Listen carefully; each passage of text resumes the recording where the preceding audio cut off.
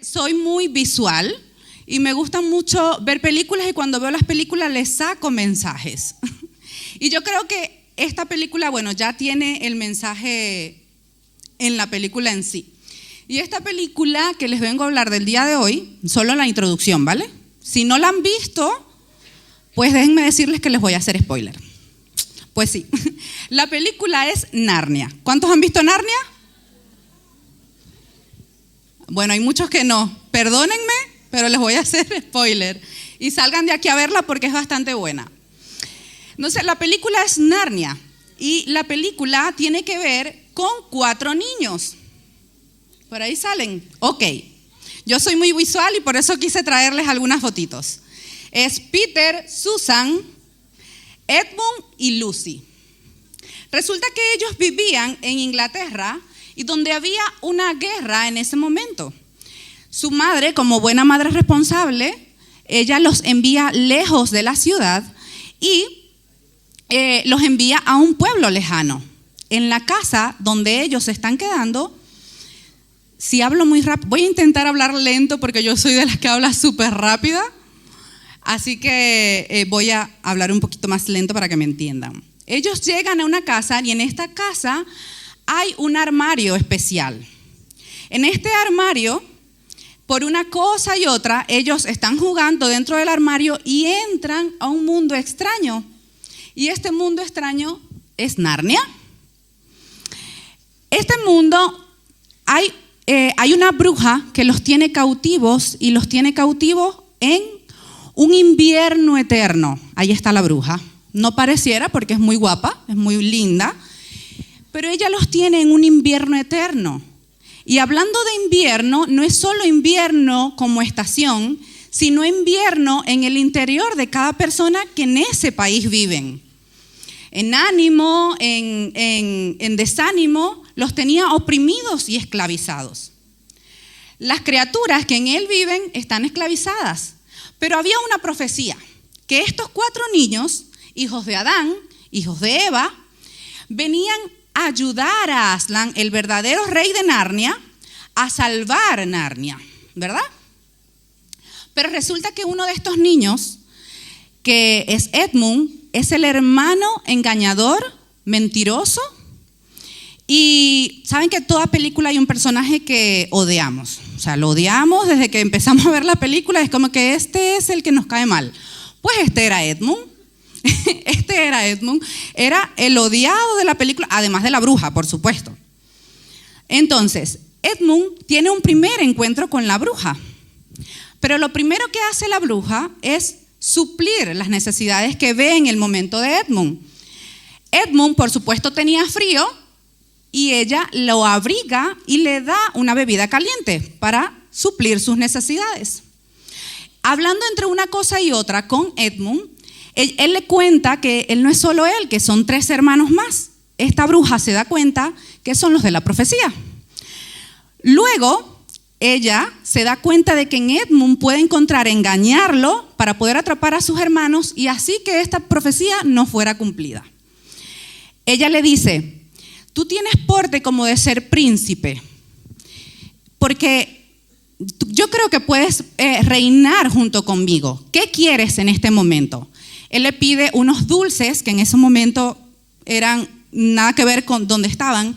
Ella se los da y le dice, en mi palacio hay habitaciones inmensas llenas de estos dulces. Así que yo te puedo dar todo lo que tú quieras. Con tal y tú me entregues a tus hermanos. Edmund acepta. Cuando ellos vuelven a entrar una segunda vez al reino de Narnia, Edmund va hacia donde está la bruja y le dice, mis hermanos están aquí, llévatelos. Y él va a por el trono, quiere el trono. Pero resulta que lo que encuentra es que la bruja lo encadene a un grillete y lo encierre en un calabozo. La bruja lo ha engañado. Él se da cuenta que ha sido engañado y comienza su proceso de arrepentimiento. Los hermanos están preocupados por él, por supuesto, y empiezan a buscarlo. pero las criaturas que viven en ese país les dice, solo Aslan puede ayudarte a salvar a Edmund. Ellos buscan como locos a Aslan, pasan muchísimas cosas en la película, no se las voy a contar porque, son las cosas que le dan vidilla a la trama de la película, pero no es lo importante aquí. Las criaturas de este mundo le dicen que Aslan está en un campamento que le llaman la mesa de piedra del campamento. Cuando estos llegan al campamento, todos se arrodillan a Aslan porque es el rey de Narnia. Cuando Aslan los ve, les da la bienvenida y les pregunta por Edmund. Los hermanos le dicen, no, una criatura que estaba con los hermanos les dice, Edmund nos ha traicionado, está con la bruja y nos ha traicionado.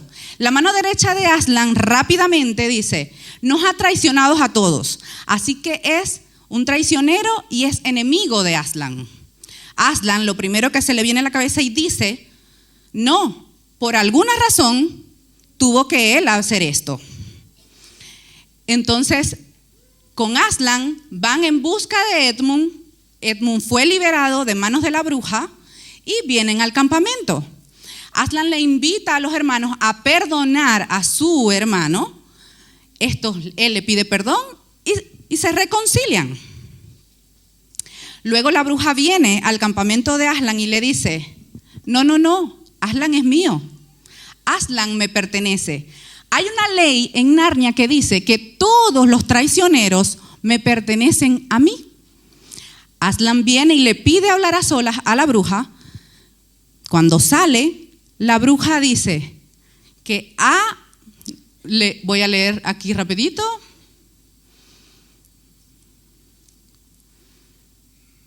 Cuando la bruja sale, anuncia que renuncia al derecho que tiene sobre Edmund. Pero Aslan no dice cuál fue el acuerdo.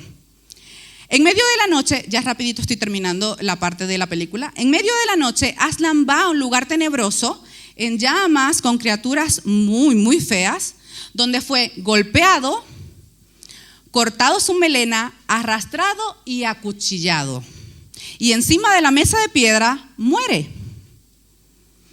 Mientras esto pasan, las dos niñas lo están viendo, lloran encima de su cuerpo, lloran toda la noche y en la mañana, cuando está saliendo el sol, Aslan resucita. La película continúa en una guerra que, por supuesto, ellos ganan con la ayuda de Aslan resucitado. Pero no les voy a contar más de la película. A mí me llama la atención es este hecho, que Aslan se entrega por la vida de Edmund para salvarlo de la bruja. Hay gente que habla de la película como que si estuviese inspirada en la Biblia, pero el mismo escritor dice que no es así, pero que solo Aslan sí es la representación de Jesús, que es una suposición de que si otro mundo existiera, alguien se hubiese entregado por ellos. A mí me llama la atención de que en esta película hay muchos principios cristianos. Está lo que es el arrepentimiento, está el perdón, hay principios y valores cristianos, pero el más importante es la redención. Entonces a mí se me viene una pregunta y es, ¿qué es redención? En el diccionario dice que redención se trata de la acción y consecuencia de redimir, salvar o rescatar a alguien, dar por terminado un castigo, liberar algo que estaba hipotecado o embargado. O sea que podemos decir que redención es el pago de una deuda, ¿no? Que alguien nos venga a pagar la hipoteca, por favor. Entonces, ¿cuál es la deuda que han pagado por nosotros? ¿Cuál es esa deuda? Porque acabamos de decir que en la película existe la redención, pero es que eso ocurrió realmente, no es solo película.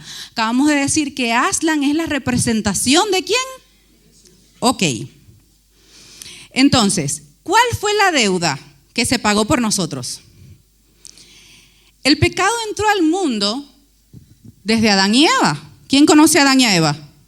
Bueno, conocer de conocer, no, pero ¿quién ha escuchado de Adán y a Eva? Todos, ¿verdad? Todos no sabemos la historia. Entonces, desde el primer momento de la humanidad, Dios creó el mundo. Lo hizo bello, hermoso, puso a Adán y puso a Eva y les dijo, todo esto es de ustedes, excepto el árbol. Y ahí fueron.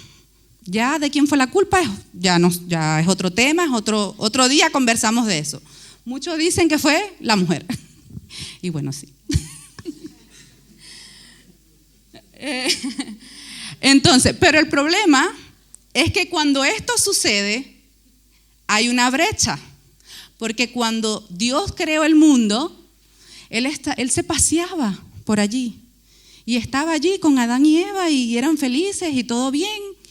Cuando se comen del fruto, existió la desobediencia y la humanidad quedó sin esa relación con el Padre. Entonces en ese momento se creó la deuda. Un aspecto profundo de cómo la humanidad podría ser restaurada la relación con Dios.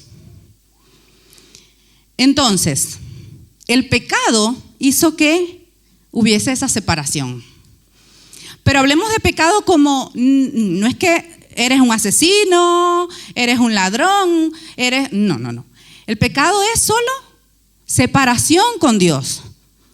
El pecado es errar al blanco. O sea, pueden ser muchísimas cosas el pecado. Pero hablemos el pecado como separación. Al estar separado de Dios, no tenemos norte. Podremos estarle dando nuestro mando, el mando de nuestra vida, a cualquier moda o a cualquier nuevas modas espirituales que hay ahora, como por ejemplo el universo, como por ejemplo el yoísmo, porque yo todo lo puedo, con mi mente lo puedo hacer, yo esto lo logro porque si yo lo veo así lo hago, ¿verdad? Que probablemente si nos esforzamos, sí, lo vamos a lograr. Pero le vamos a estar dando el mando de nuestra vida a cualquier cosa que no es a la fuente. ¿Y quién es la fuente? Dios. Desde el momento cero de la separación, Dios está intentando restablecer esa unión con nosotros. Él es el principal en querer volver a tener la relación con nosotros. Entonces, Dios ya tenía un plan. Dios tenía un plan de redención. Y el plan comienza con una promesa. Con una promesa que Dios le da a un hombre que a través de su descendencia iba a venir quien iba a salvarnos. Este hombre es Abraham. No se me confunda, hemos hablado de Adán, de Eva, ahora de Abraham. Esté aquí atento. Entonces, Dios le da la promesa a Abraham que a través de su descendencia iba a bendecir a toda la tierra. Y en Génesis 22:18, no lo tienes que poner, es rapidito que lo voy a nombrar. Dice, en tu simiente serán bendecidas todas las naciones por cuanto me obedeciste. ¿Cuál fue la obediencia? Eso es otro tema. Otra prédica. Cuando me vuelvan a invitar, la predico. Entonces, ¿qué quiere decir? Que en las futuras generaciones de Abraham iba a venir alguien que iba a que a través de él iba a bendecir a todas las naciones. Recordemos que a través de Abraham nace el pueblo de Israel, ¿verdad? Y en el pueblo de Israel, que es la misma familia de Abraham, nace alguien. Ya vamos para allá. Ya ustedes saben quién es, pero ya ahora se los voy a decir otra vez. Entonces, en Isaías 44:22 dice, he de decir que Isaías es un libro profético que habla de juicio y esperanza. Es un libro bastante profundo, pero yo quiero rescatar este versículo que dice, yo deshice como nube tus rebeliones y como niebla tus pecados. Vuélvete a mí, porque yo te redimí. Entonces, ya sabemos que había una separación de Dios y los hombres. Ya con el principio, lo que conté al principio, había una separación y nosotros. Esa separación hacía que por la misma brecha se cometieran infinidades de errores. Error tras error tras error. De hecho, cuando el libro de Isaías es un libro profético, porque Isaías le está escribiendo, está hablando al pueblo de Israel por esto, porque había una brecha que hacía que ellos cometieran error tras error, error tras error, y no está muy lejos de nuestra realidad. Había maldad en el corazón de las personas, trayendo idolatría, maldad, cosas muy locas que hacían las personas. Entonces, es un libro de juicio y es un libro de esperanza. Yo me quiero aferrar en la esperanza de este libro y por eso he traído este versículo. Este versículo habla de redención que Dios ofrece a su pueblo, borrando sus pecados y reconciliándonos con Él. Y esta promesa se cumple plenamente. Ahora, este es el plan. Número 1. Había una necesidad, la necesidad de redención. Como punto número 1 tenemos la necesidad de redención.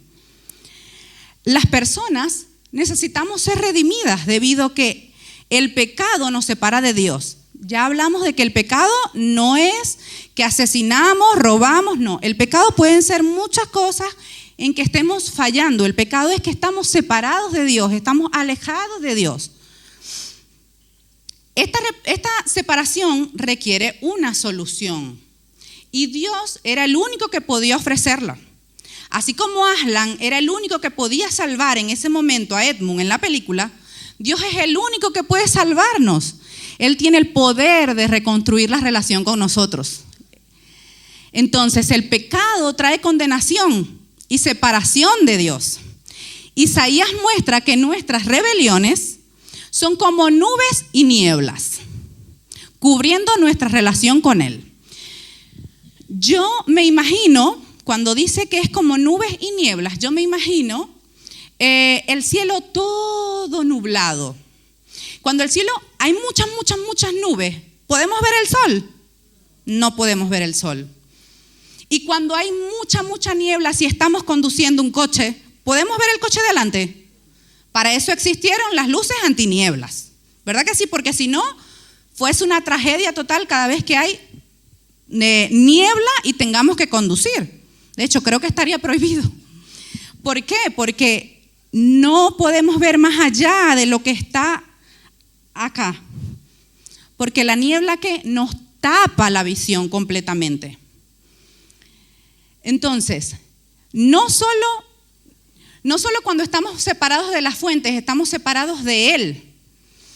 También estamos separados de nosotros mismos, porque si estamos separados del Creador, ¿cómo nos conectamos con nosotros mismos?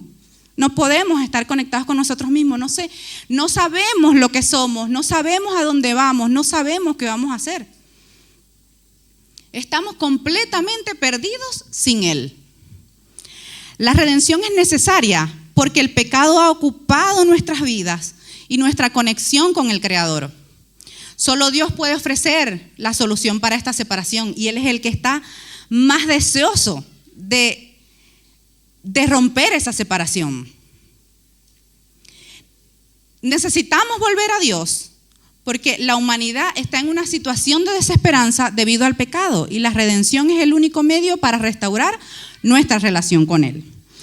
Entonces aquí viene el punto número 2, que es la obra de redención. La redención fue alcanzada a través del sacrificio de Cristo en la cruz, quien pagó el precio por nosotros. En Isaías, si me puedes volver a poner por favor. Dice, he borrado como nubes tus rebeliones. Esta promesa se cumple completamente en Cristo. Cuando Cristo viene, Él se entrega por nosotros y estas rebeliones se van. Esta promesa se cumple completamente en Cristo a través de la obra en la cruz. Nuestros pecados son perdonados y borrados, y su sacrificio en la cruz fue el plan de redención para volver a conectarnos con Él, con el Creador, y volver a conectarnos y tener salvación y sobre todo libertad.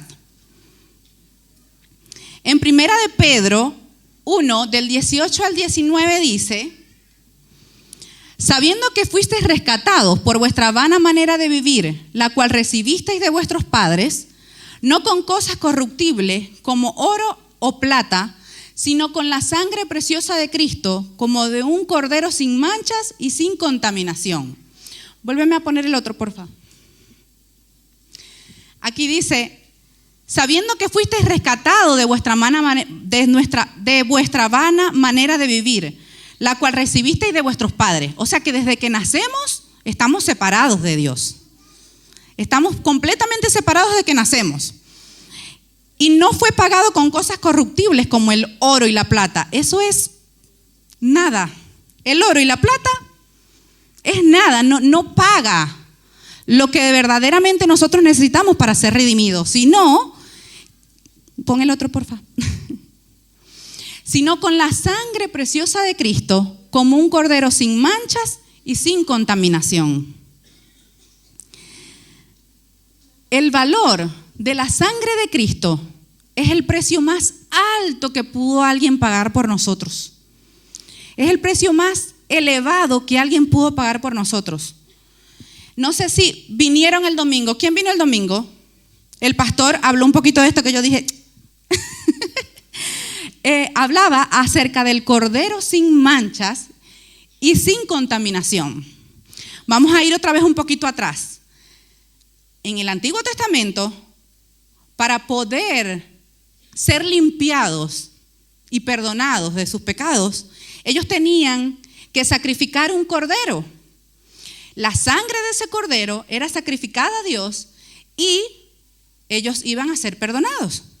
Pero era como un trapito de agua sucia. ¿Quién ha limpiado la cocina con un trapito de agua sucia? Horrible. O sea, el olor de la cocina queda espantoso.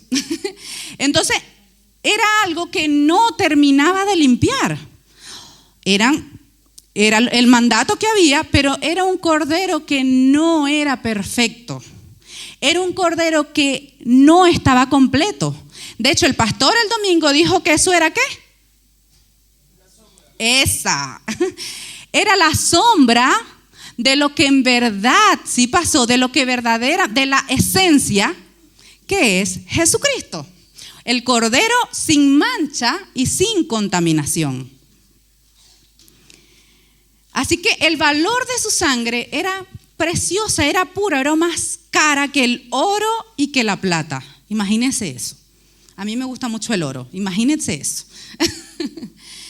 También en Efesios 1:7 dice: en quien tenemos redención por su sangre y perdón según las riquezas de su gracia.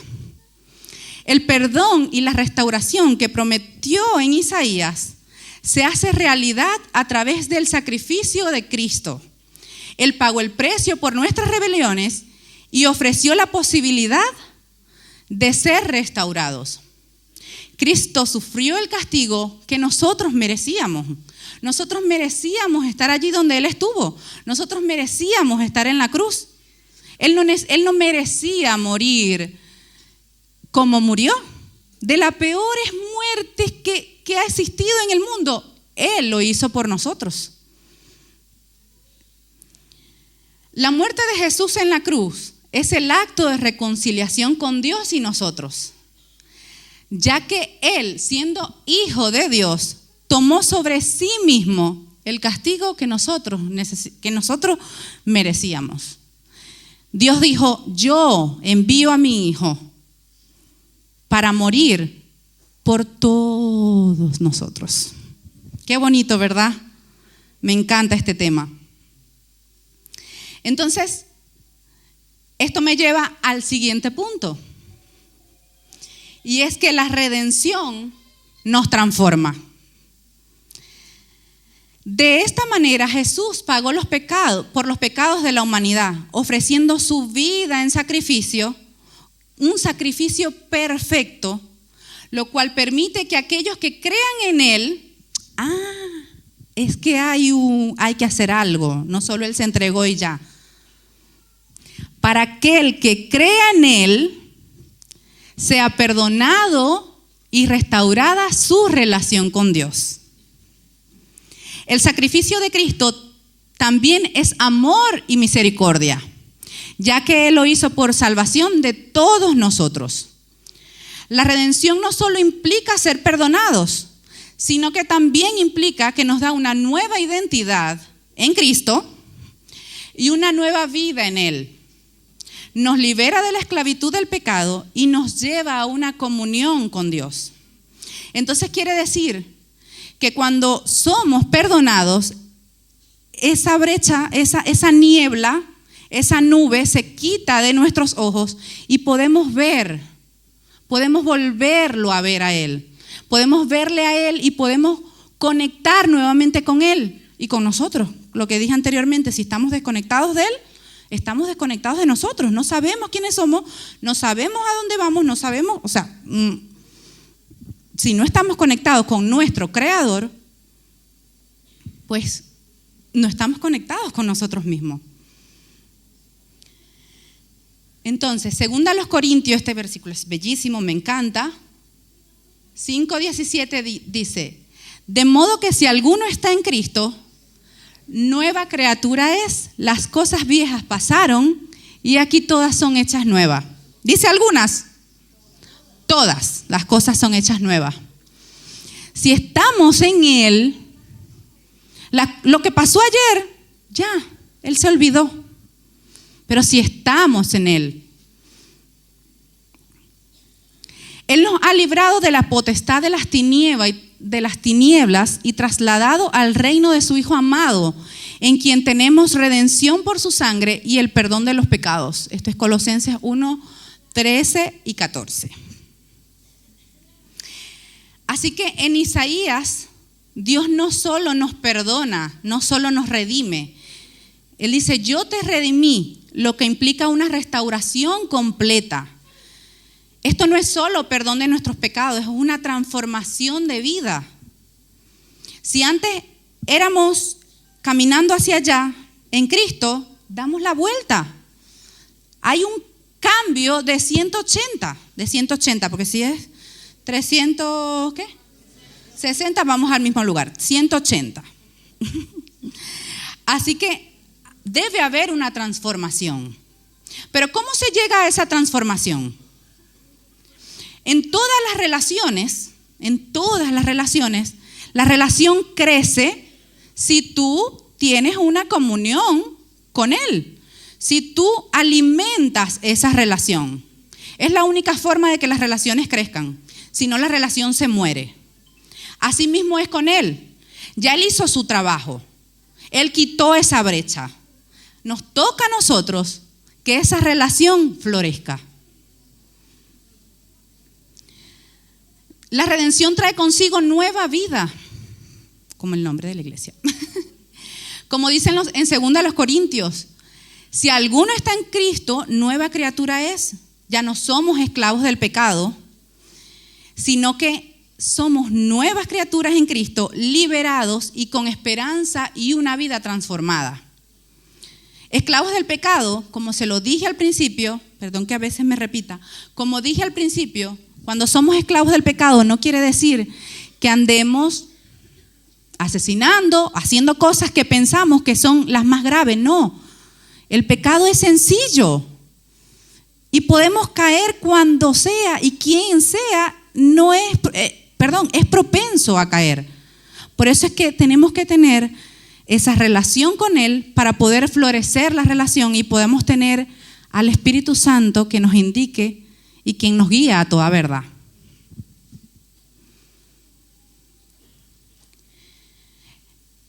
Estar en Cristo implica tener una relación diaria con Él. También señala que al ser redimidos, volvemos a Dios y la esperanza de nueva vida que encontramos en Cristo es el cumplimiento de esta promesa. La redención no es solo un acto de perdón, sino una restauración total. Cuando creemos en Cristo, somos hechos nuevo. La vida de antes, que estaba llena de vacíos, falta de autoestima, falta de perdón, porque no le hablo a mi mamá y vivo con ella. ¿Perdón? Todas estas cosas ahora son transformadas. El poder de Cristo es un cambio, hace un cambio radical en nuestras vidas. A ver. La transformación de nuestra vida y la libertad de la condena y la esperanza de vida eterna está en Cristo, que nos las dio.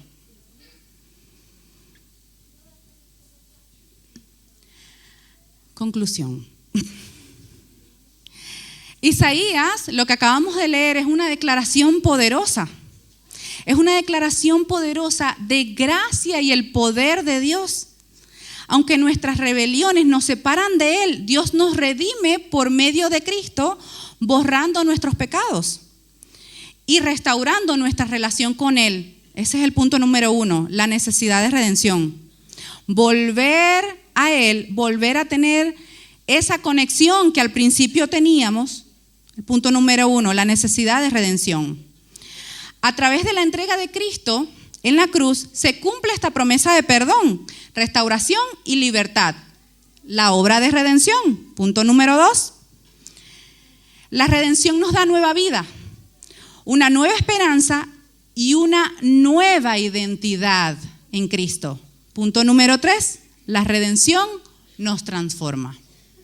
Punto número 1, la necesidad de redención, volver a conectarnos con Él. Punto número 2, la obra de redención en Cristo en la cruz. Y punto número 3, la redención nos transforma. Hoy con este versículo nos invita a vuélvete a mí, volver a Él. No solo es que Él ya se entregó, no solo es que Él ya nos redimió, es volvernos a Él. Dios extiende su mano de amor y perdón y nos invita a ser restaurados y redimidos en Él. Pero necesitamos dar el paso. Necesitamos dar el paso. Él está allí, Él toca la puerta. Y es de nosotros está el abrir esa puerta. De nosotros está decirle, sí, entra, te dejo pasar. Entra a mi habitación, quédate aquí conmigo, entra a mi corazón. Depende de nosotros, es nuestra decisión. Yo quiero que te pongas de pie. Y Él solo está esperando a que tú le abras la puerta. Él está llamando a tu puerta. Así que yo te quiero invitar a que repitas una oración después de mí, si así lo sientes, y le pidas que entre a tu corazón, que lo dejas entrar. Señor Jesús, aquí estoy. Te entrego mi corazón y mi vida. Quiero escucharte para poder ser transformado. Quiero saber más de ti, pero sobre todo que vivas aquí en mi corazón. Te acepto y te recibo como mi Señor y mi Salvador. Aquí estoy, Señor. Aquí estoy. Gracias.